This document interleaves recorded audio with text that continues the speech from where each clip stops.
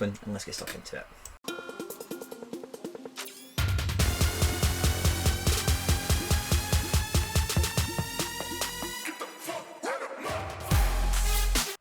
Guys, welcome back to the channel. Joining us for a special bonus MLS 2021 preview to end them all episode.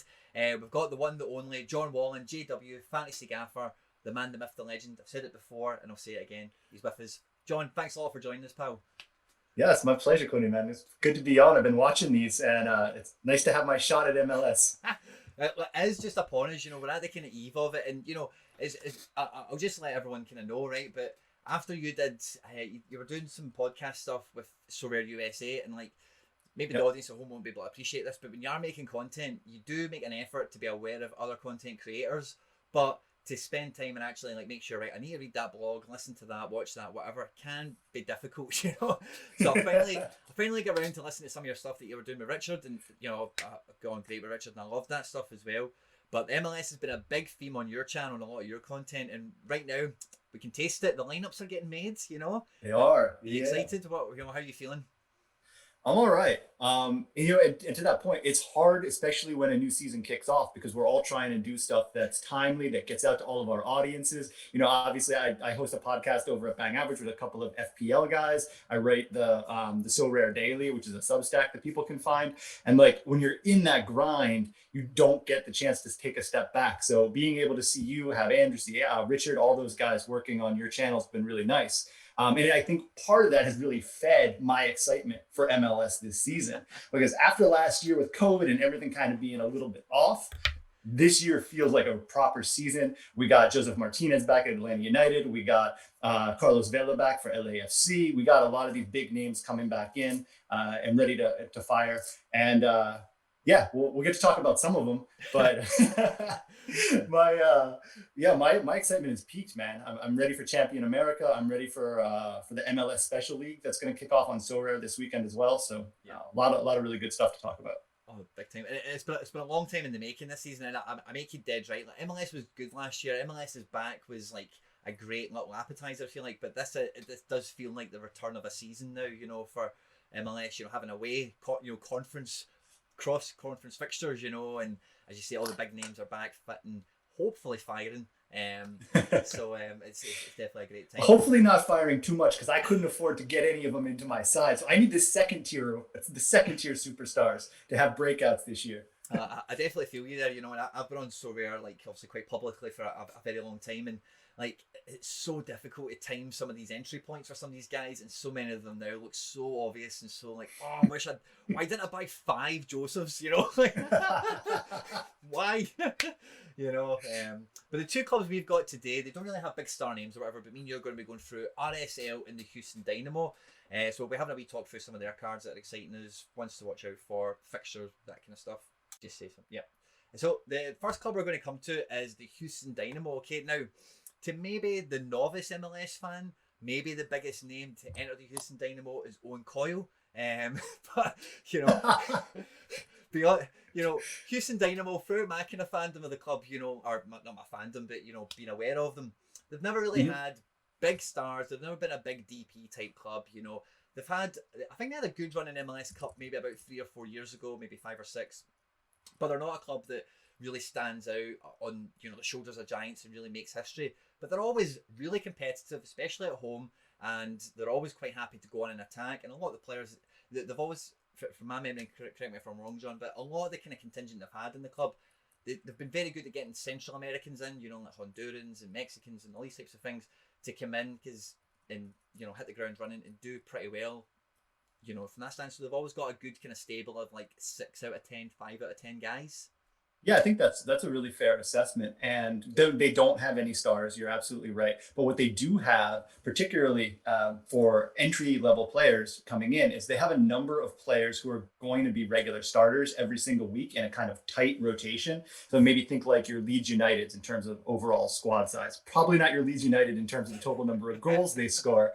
But this team does have players that can be had for relatively low cost in terms of fiat currency, and certainly low cost if you have enough ETH in your account to be able to manage. So I think it's going to be an exciting club to watch from a SoRare perspective. And as you just mentioned, it's definitely one of those clubs that's fun to watch on the field, in part because you never know what you're going to get. Yeah, completely. But with everyone else I've had on, the first thing we've always spoke about is the goalkeepers. Now, the Houston Dynamo, I've got 2 goalkeepers listed in front of me now. None of them have a card, as far as I'm aware. And that is Maric Marco, or Marco Maric, and Kyle Morton. The number 1 goalkeeper for Houston, who do you think that would become? Yeah, it's going to be Maric is going to be the goalkeeper for this weekend. If you look across the last couple of seasons, he came in from Lillestrøm in Norway, and last year was his first year in MLS. He made 23 starts, only allowed 40 goals, posted 79 saves from 116 shots on target. When you consider, again, it was only 23 matches, that 116 shots allowed probably gives you a pretty good idea of the uphill struggles that you're facing, particularly if you're trying to invest in their defense. Merrick, because he came in last year and because of some of the minting or the restricted amounts of minting that they did in MLS for the players that were first year players during MLS's back and the COVID impacted season, you're seeing that really play out. You probably already talked about, and I apologize, but Matt Turner in New England doesn't have a minted card. Neither of the goalkeepers for Minnesota. Yeah, Minnesota, Dane St. Clair doesn't have a card. Yeah, so it's interesting to try and navigate those waters when you only have 27 clubs, and then on top of that, 6 or 7 of the starting goalkeepers from those 27 don't have cards. Yeah, big time. So again, like every other goalkeeper we spoke about doesn't have a card. If they get one in the next season, you better hedge your bets. You're probably not going to have them for the first 3 or 4 weeks without paying a king's ransom. So take that in consideration when you are making these plans, because it's all well and good thinking, right, if he gets a card, I'll get one. But like over the first week, how many might hit the auctions? 5. How many maybe one as a reward? Maybe 1 or 2. So the actual circulation of these guys very early on is like a reverse bottleneck, almost, isn't it? So do bear that in mind if you're forward planning these types of things. It is, and I don't know if you found this to be the case, but when I've been watching, particularly players that have come onto SoRare in the last 30 days or so, I've noticed with the Korean the K-League cards for the 2021s that they were going at a little bit more of a premium than I was expecting. And I think that is just new players being mindful of that 5% bonus that's associated with the new issues. And when you're chasing that ETH threshold at 205 or 250, even that 5% can make a significant difference. So I would expect there'll be some premium as well associated with that for the MLS cards and the influx of American players that'll be coming onto the platform this summer. 100%. When I look at the Houston defense, I've not got really two. Tim Parker is probably the biggest name because he's a kind of veteran of the league. Adam Lundqvist jumps off to the page because he's European and under 30. Maynard Figueroa will be familiar to a lot of guys at home from his time in the Premier League. He's 37 now. You probably can't believe he's still playing football, but he is. And really beyond that, nothing really. And I must confess, I've not studied the Houston Dynamo like top to bottom, but nothing here really, with the exception of Tim Parker, because I suspect he's a nominal fee on the SoRare secondary market. It's not really too much to get me overly excited. Am I missing something? I don't think you're missing anything from a top end perspective. Zarek Valentin is also there, and he's not an outstanding SoRare option by any means. If you're looking at his last 5 score, for example, which is how a lot of people, I think particularly new people, tend to value, he's right around 50. And if you look across his full last season, it's mostly yellow scores, some green scores. But the nice thing about Valentin, A, is his cost to acquire, and B, the fact that he doesn't have any real bad outings. Yeah. So if you need kind of stability back there and you're looking for a player who's not going to ever catch you too many DNPs, Valentin might be one to look at. And in the current iteration, the current MLS PA cards that are on the SoRare auction market, Valentin's one that pops up. So he might be one that you actually could get in ahead of this weekend's games. Big time. That's a good one. And the age this guy's at as well, 29, like you say.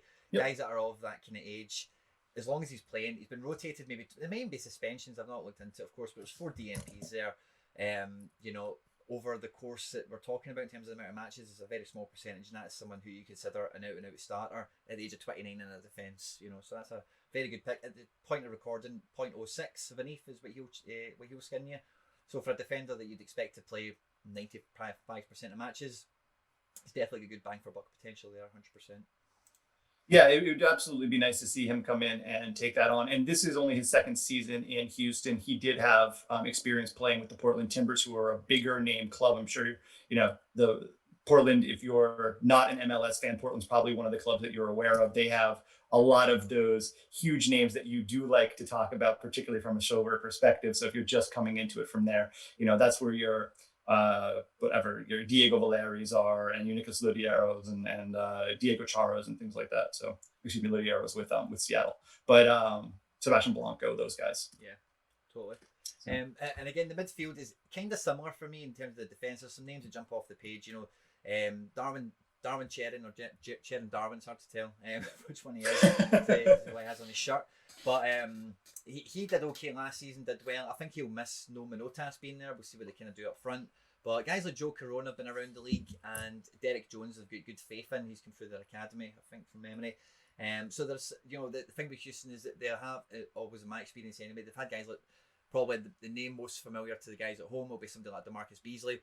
They're quite happy to have like fast wingers and like to counter. So these types of guys like Joe Corona, who plays wide, and Cherrin, who's definitely seen as a bit of a maverick. These guys will be allowed to play football. It's not a restrictive team that's going to tell them to track back 40 yards on everything and all the rest of it. They will be allowed to express themselves in attack. So the Joe Corona thing's really interesting because I don't want to get too deep into the machinations of how MLS works, but the fact that Corona ended up on the Houston Dynamo this year was as a result of this being kind of botched by the newest Texas-based club and this year's expansion club, Austin FC, who had selected him in what's termed over here an expansion draft, and that's something that's afforded to new clubs coming in so that they can select players that are already established in the league. They're not just starting with whoever they can sign. They didn't actually complete that signing, and so Corona ends up going across the state and lands at Houston. So there'll be a little bit of Texas rivalry there. It's certainly an interesting storyline to follow. And Corona is an interesting, maybe you find this too, Corona is a better real life player than he is a SoRare asset, just for whatever reason. And, looking kind of back across his scores, I would have expected to have seen maybe a little bit more for a player that has his on-field sort of tactical role and presence, as well as the fact that, when you're looking at, and I tend to use like Football Reference or FBref.com for some of those scouting report things, he's in the 83rd percentile for pressures for players at his position. He's in the 90th percentile for tackles won, 93rd percentile for interceptions. Those are all real good numbers to see, but it doesn't seem like it's flowing through to a consistent level of SO5 output for your team. Well, 100%. Again, for that description you've given me, to see 3 scores that they're orange, but they are in the 20s, is a bit surprising. So I don't know if, again, sometimes these things might be correlated with things like bookings or mistakes in matches, that sort of thing. But normally those numbers, as you say, they normally correlate to being, good performers in a fantasy situation, totally. Up front, they've got a very notable name in Max Urruti, if I can say that. Formerly of Dallas, I want to say I might be wrong on that. And Darwin Quintero. Now, Darwin Quintero, right, my only real knowledge of Darwin Quintero is when he was DP at Minnesota, and he didn't really hit the ground at all. Minnesota were terrible when he was like the main guy over there. So that's just my main memory, is that this guy didn't cut the mustard. By all accounts, I think he did okay for them last year, but as I say, with no Manotas, I think some of these guys, unless Urruti really hits, they might struggle to find the back of the net, which will capture you goals and assists and key passes. Without goals, a lot of those stats don't actually come to pass, No, indeed. And I am actually highest on a guy who may not ultimately be a starter for them, but should be starting this first week. And that is journeyman striker Christian Ramirez. And if you're not familiar with Ramirez, he was a part of at the MLS winning side for LA, but was dealt in mid-season that year. So, you can argue maybe he wasn't the most important part of a title-winning side, but he's very inexpensive at the time that he's available for under 0.1 ETH right now, which given the pricing of ETH is a little bit higher than maybe you'd like to see, but he has a couple of 10 goal seasons under his belt. If he's handed that job, and I don't think that he's going to lose it, this is a kind of difficult conference for them to play in, the way that MLS is set up, and I know you've talked about this already, but with the 13 teams in one conference, the 14 teams in the other conference, and the weighted schedule, which means you play your own conference 3 times each, having Seattle, Portland, and LAFC all in your division is going to make for some tough sledding for the Dynamo. And a player like Ramirez, who has had success and has really demonstrated that he can play at the highest level of MLS as a forward, I don't think that he's under much chance of losing that job, provided he performs at all. And again, like, you know, I don't want to be accused of overinflating him here. His last 10-goal season was 2017 when he was 25 years old, and we're now at 2021 and he's 30. Yeah. But, you know, that's the kind of play, particularly in MLS, the kind of reclamation project that you oftentimes see come good in a way that someone, you know, like a DP, like Pellegrini with Inter Miami, right? Is they're talking about trading him now within the league. You know, he came in with a ton of fanfare last year and ended up scoring 2 goals. You know, he's going to cost you 3 times as much as Christian Ramirez is. You know, I'd rather go get Ramirez. Yeah. Talking of reclamation projects, where we're just kind of saying that there, Andrew, between screens, but RSL or Real Salt Lake is the more commonly known. Have a big one that they've just signed this season. They're probably their star name in the squad up front, the one, the only, the guy who's going to resurrect American soccer. Bobby Wood is the reclamation project of all, I think, this season. Do you have high hopes for Bobby Wood with RSL this year? I had high, well, not this year. I had high hopes for Bobby Wood when he was 18 and he was playing in Bundesliga 2 for 1860 München. But this season, I don't know what you can expect from him. He's obviously not old by traditional standards, but this will be his 11th or 12th season as a professional footballer, and he's just never really recaptured, what we thought we were going to get out of him from a talent perspective. 34 top flight goals, or 34 first team goals, I should say, because a large number of those came in the German second division, including his only 10 goal plus season, which was for Union Berlin back in the 2015. That this is the perfect squad for him because they don't really have a ton of other talent that you would necessarily count on them to be able to deploy in that capacity. You know, if you look back at last season, their highest scoring player was Demarkrevich, who had 8 goals and 1 assist. After that, it was Albert Rusnick, who had 3 goals, the same as Justin Meerum. Like Corey Baird had 2 goals. I guess Baird is the player most people are expecting to take that step forward this year. But he's at LAFC now. Yeah. So it's one of those things where it's like the opportunity or the chance for the club to really capitalize on that position, I think, walked out the door, and they brought in the next best replacement. And I'm much higher on their midfield and particularly their defense from a SoRare perspective than I am anything else. What are your fondest remembrances of Bobby Wood? Because I think Bobby's like a big enough name, everybody kind of has a story about him, and they're like, they can remember the moment they started thinking he was going to be good. And then that feeling just kind of slowly drifts with you for a while, but he hasn't really ever come, full circle on that. Well, with him, being like half American is like some of the guys at home will know already. Whenever an American kind of pops up in Europe, especially at a really young age, they've not went through the draft system and maybe been transferred out the back door from MLS or whatever, it always does grab your attention, But for me, it's always just a name on a screen. I never really seen him play or do much or whatever. And then when I heard that he was coming back to RSL, he was coming back to America to sign for RSL. And I seen he was only 28. It was he's like Juan Agudelo. I was saying that when we were talking about those guys, But he's that kind of, it's like he's still playing. He's only how old? Like it feels like this guy, should be older than John Brooks, like that kind of age group, But he's not. Yeah. No, it's wild, right? I mean, like there are some of those guys. America is just rife with those guys. You look at someone like Josie Altidore for Toronto, who's 31 years old, but he started playing professionally when he was 15 years old. Yeah. So this is his 16th professional season. It's outstanding. It really is remarkable. I guess probably the best Premier League corollary would be Jesse Lingard, who we've been everyone's been joking Jesse Lingard's the next big thing for a decade, but Jesse Lingard's still only 28. You'd expect him to maybe be 34, 35 for the amount of time we've been talking about his potential. And that's kind of where I feel on Bobby, like a little bit. I think he's likely a substitute to start. And because Real Salt Lake don't have a match, again, because the MLS is unbalanced with an odd number of teams, every week in MLS, there's one team that doesn't have a match at the very least. Yep. And this week it's Real Salt Lake. So if you have Aaron Herrera, if you've bought into any of their three goalkeepers, so I know we're going to talk about in a minute, you're going to need to make alternative plans for game week 1 or game week 158, but the first week of the MLS season, because they don't actually have a league match. Yeah. Well, and that will be able to pop up some opportunities to folk, because again, I've seen this on a unrelated video to the series, but in terms of when you're stepping into the market, some people can make a hasty decision and they think, right, oh, there's an MLS forward, there's Douglas Martinez, he plays, he's really cheap, we'll buy him. He plays. The game week comes open and you're like, where the fuck is he?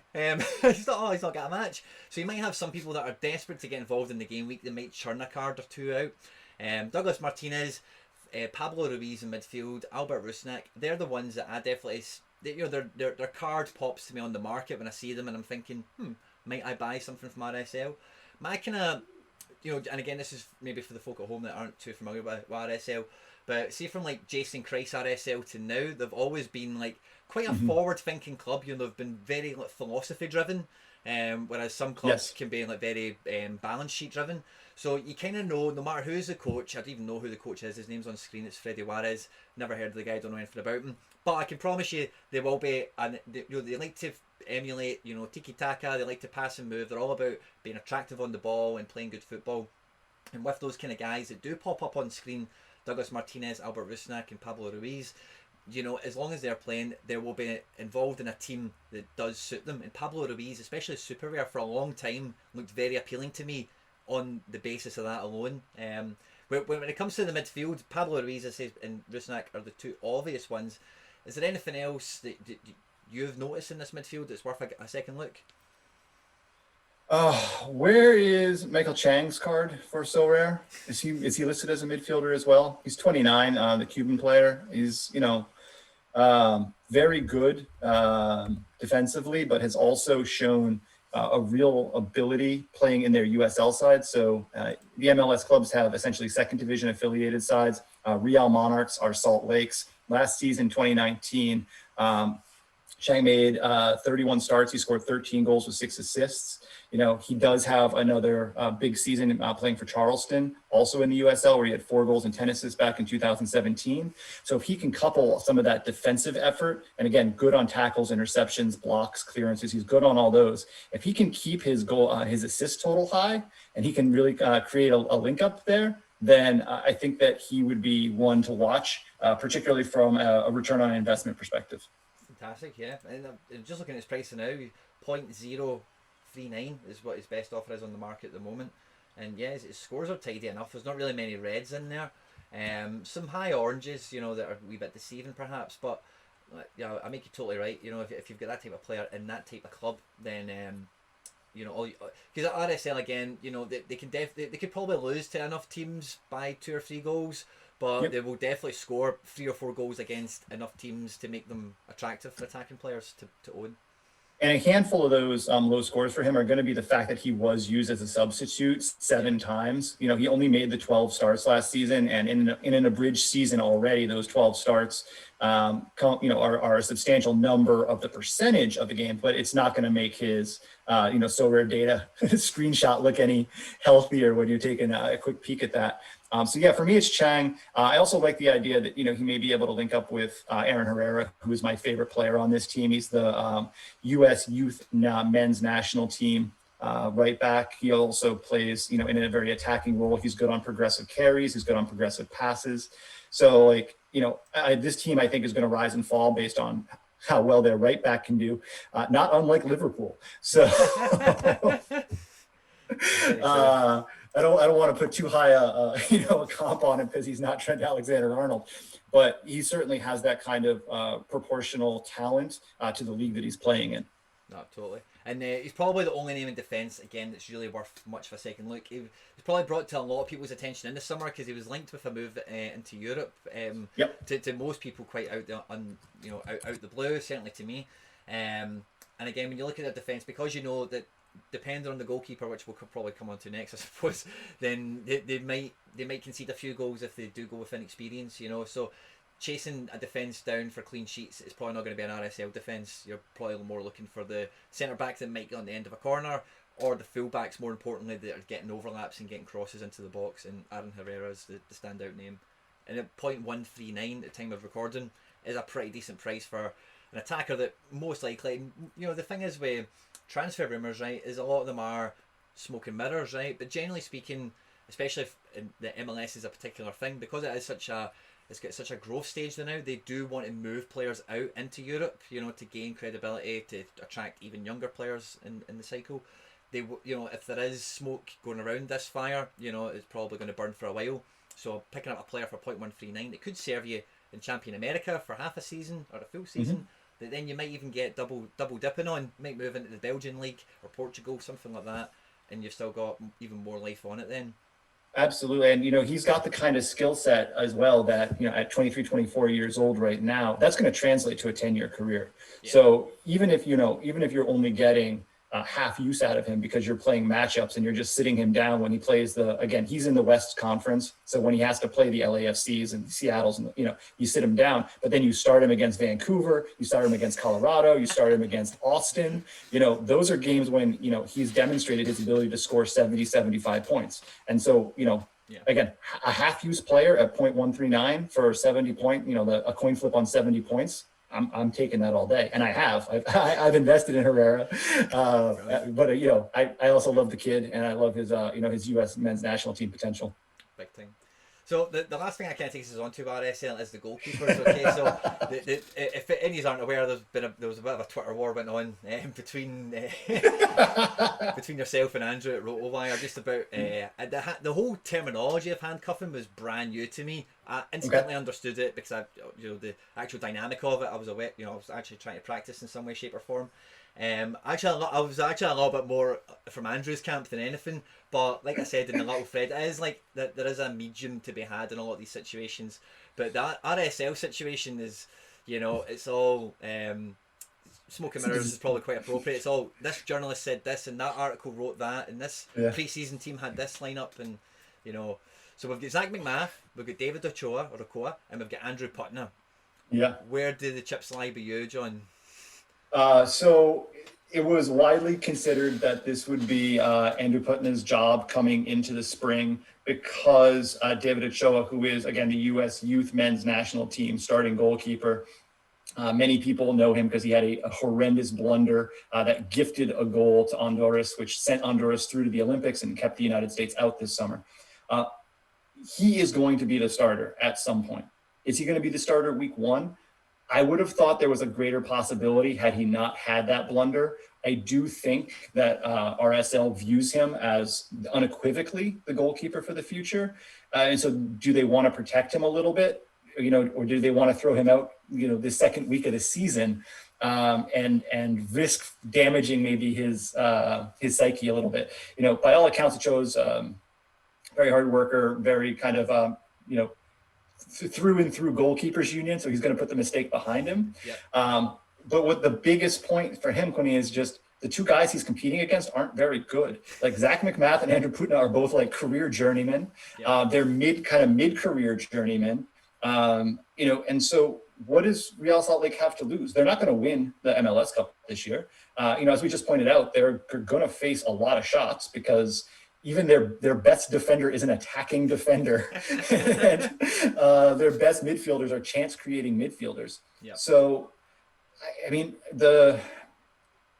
where do you land? Because I'm curious what somebody who doesn't read this stuff, like, you know, just because of your geography, you're not forced to read about David Ochoa every day. Yeah, fair enough. Well, when all the cards IPO'd onto the platform, you know, last like September or October, whatever it was, Putna and McMath were names I was familiar with right off the bat because, like you said, they've been around the league for so long. But I was really surprised to find them both at the same club because normally you will find them in the shadow of somebody. They're sitting on the bench waiting for a red card or an injury, you know. And then again, you know, just being kind of impartial coming into it. I see David Ochoa on the thing I'm looking at on Flash Scores. He appears to have the number 1 jersey. So I thought this guy could be somebody I could be picking up on the cheap, who's not playing, who's got good upside as a youngster and all the rest of it. I never actually done it or whatever.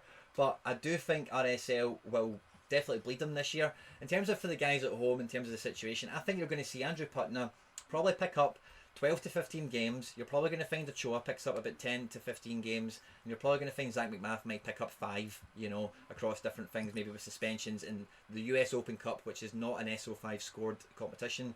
Yep. So I think all 3 of them will get be able to dip their finger in and have a shot, you know. The situation I think is quite comparable to what I think will happen at LAFC with Sisniga and Vermeer. I think you'll see that, you know, as soon as one of them has a nightmare, they'll be dropped. The next one will come in. They'll get a run. They have a nightmare. They get dropped, and they'll try and give everyone a bit of a crack at the whip. With So the two things I don't, Joe, I don't disagree with that at all. I'm sorry to talk over you there a little bit, but the I think I would flip your expectations for Putna and Ochoa. For me, I think that Ochoa ends the season as the goalkeeper who's made the most starts, and the most SO5 eligible starts. Yeah. But again, yeah, I mean, Putna's there for a reason. He's going to get some. McMath's going to sneak in there. He may not get any SO5 scored starts, which is unfortunate. And this is also probably similar to the situation at the other LA club as well, where you have Jonathan Klinsmann and Jonathan Bond, who are both there. And Klinsmann is widely tipped to be the starter. Neither of those guys, by the way, neither the starter nor the number 2 for the other LA club have SoRare cards yet. But that's another situation where you could see both of them get 15 plus starts this season and not have one of them really lock down that job. And it's a new obstacle for a lot of us to overcome in this kind of situation, because typically in most leagues around the world, your number 1 is your number 1 is your number 1 is your number 1, you know. Whereas in a lot of these clubs, you know, it's not really the case. There's expected role sharing, you know, or job sharing, depending on how you think of it. And it's just another hurdle for SO5 players to navigate. Yeah, you know, it really is. You know, I have a question for you. I am very suggestible when it comes to talking faster. And I just noticed that between you and I, we probably just did a 2-hour podcast in about 45 minutes. Probably. So if anybody has any questions about my accent or yours, definitely hit us up on Twitter and we'd be happy to clarify our points of view. No, big thing. Oh my goodness. The Ochoa thing's interesting too, man, because, you know, he costs so much. You know, before ETH hit its new high, before it was trading at whatever $2,400, you know, Ochoa was already a really expensive get for fiat. And now for new members coming in, if you didn't buy ETH when it was cheaper, you know, Ochoa is going to cost you $1,500 or more. And that's a hard thing to spend if you don't know you're getting 30 starts out of your goalkeeper, because that means you got to spend it twice. Yeah, big time. Especially in the short term, 100%. I think anyone making that venture, you should always have in mind the fact that, you know, like me and John kind of both agree on, the guy will play a respectable amount of matches, but that money, if you are spending it, you're really spending that for next season, having him now, because this time next year when he is guaranteed, you know, there's a lot of variables that are obviously around that no one can accurately say this will be the situation, but it stands to reason that when he's guaranteed number 1, he'll be more expensive than when he's not, you know. Yeah. And you do still have, you know, he's 20, 21 right now. So with his birthday and everything, you know, you are getting not just a Champion America keeper, not just, you know, a US keeper, but you're getting somebody who will be eligible for the U23s across the summer months for a lot of years to come. And he has a January birthday. He's 20 right now. So, you know, it's all of this season and 3 more on the back end of that, unless SoRare decides to change that July 1st eligibility. But I haven't heard any rumors of that. And I don't expect them to change that. So we're finishing off the RSL segment with Ochoa will be number 1 by end of the season. Is that what we're agreeing on? Yeah. Oh, absolutely. Yeah. Magic. Well, Andrew, pardon me, John, I beg your pardon. Listen, I've been confused for worse people. It was putting I had in my head just because we're talking goalkeepers. John, thanks a lot for joining me, mate. It's been an absolute pleasure. I know you're a really busy guy. It means the world. down in the description down below, guys, will be all John's handles and all that kind of stuff, blog access and all that kind of thing, so you can go check out all his content, get stuck into that. I'm sure you'll have a lot of fun. Like, subscribe, share, retweet, all that stuff. John, thanks again for coming along. Yeah, man, absolutely, my pleasure. Thank you for having me, and I'd be more than happy to join you anytime you need someone to talk fast at you. Absolute pleasure. Stay out of trouble, guys, and we'll catch you on the next one. Take care. Bye bye.